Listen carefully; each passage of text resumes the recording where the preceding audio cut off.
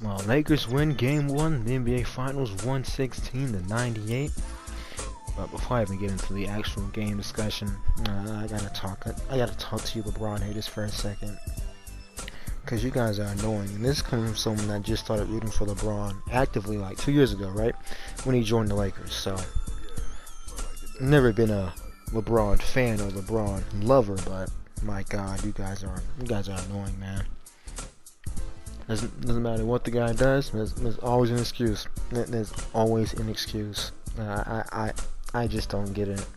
I really don't. Now, this is an asterisk title because the Clippers would have beat the Lakers or the Bucks would have beat the Lakers, but I guess we'll never fucking know, right? Because the Bucks couldn't beat the Heat and the Clippers couldn't beat the Nuggets, so I guess we'll never fucking know.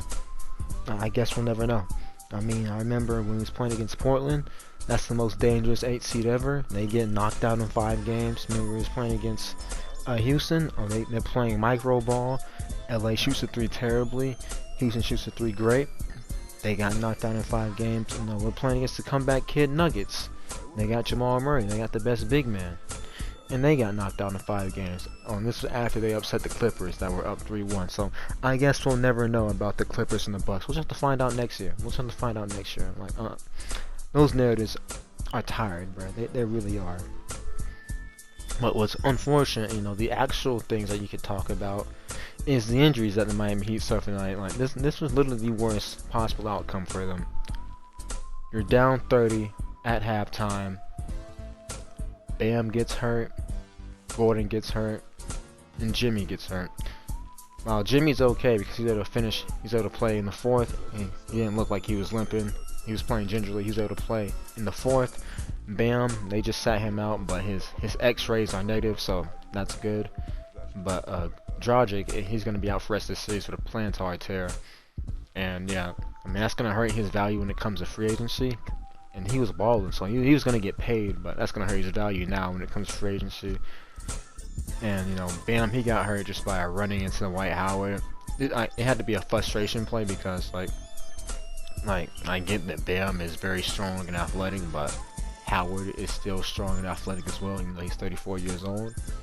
And that had to be a frustration play because he just dipped his shoulder into Dwight Howard, and there was a lot of contact, and that's how he got hurt. And Jimmy, he just, had a weird tweak on his ankle.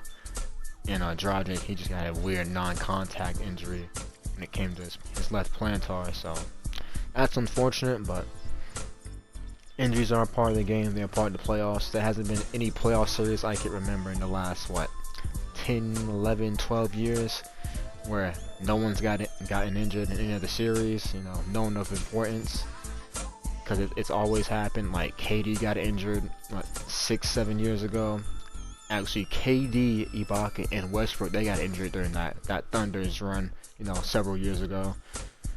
Andrew Bynum got injured in 2008 in the finals against the Celtics. I remember watching that. KG got injured in 2009 for the Eastern Conference Finals against the Magic. Not how we got, the Orlando Magic and the Lakers in the finals. And then when it came to 2010 in the Lakers and Celtics, Kendrick Perkins got injured. So injuries happen. They've always happened. So they're part of the game. Even last year with the Warriors. But I'm not going to say, well, this title isn't legitimate because injuries. Nah. Only way I would say a title isn't legitimate if, teams were cheating. Like the Astros. But, yeah, injuries happen. And it's unfortunate, but they happen. Crazy things about this game. The Lakers, they started out sloppy as usual, but they woke up after being down 23-10 after they had that 13-point lead. They woke up, and then after that, I'm pretty sure they went for the next 22 minutes, they went on a 75-30 run in an NBA Finals game. That is insane. And what I did like myself in this game, even though they were down 10, Vogel didn't panic. He used his usual substitutions, put LeBron on the bench, and then KCP went out there and he was knocking down shots. That's what got us back in the game. He hit 2 corner threes, from Miami zone right after that. So I like that. I like that he was making shots. Danny Green made some shots. Even Caruso made a 3. And at the end of the first quarter, it was 37-34 and we were up. So after being down 13, we go up 3 to end the quarter. So I liked how they were able to fight back after, you know, being down 13. And I liked how, you know, this team didn't shit the bed, because usually with LeBron teams, they shit the bed when he goes to the bench, when they have a lead, when it's a close game, when they don't have a lead. Like, they tend to shit the bed, but they didn't shit the bed tonight. They did. They were playing bad or, you know, relaxed later when they were up 30. Can't really blame them, because I know people are like, well, you gotta have your feet on the gas all the time. But like, once you go up that big, like, everyone knows we gotta get ready for the next game. So yeah, guys were just out there, you know, jacking up threes. The Heat were jacking up threes. Lakers were jacking up threes. We missed like 17 straight threes, right? We were like, what? We were 2 for 19, you know, with those threes to finish off the game, and we still shot better from 3 than the Heat. So that's how well we were shooting the first half. You know how bad the Heat was shooting. But yeah, I mean, yeah, they got relaxed because they were up 30. Like, can't blame them.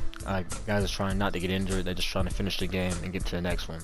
Kendrick Nunn, he was out there. He got like 18 points in garbage time. So I'm not going to be, you know, too worried that, you know, the game got kind of close or technically close, but it didn't, because, you know, just they were trying to, you know, just finish the game and get to the next one.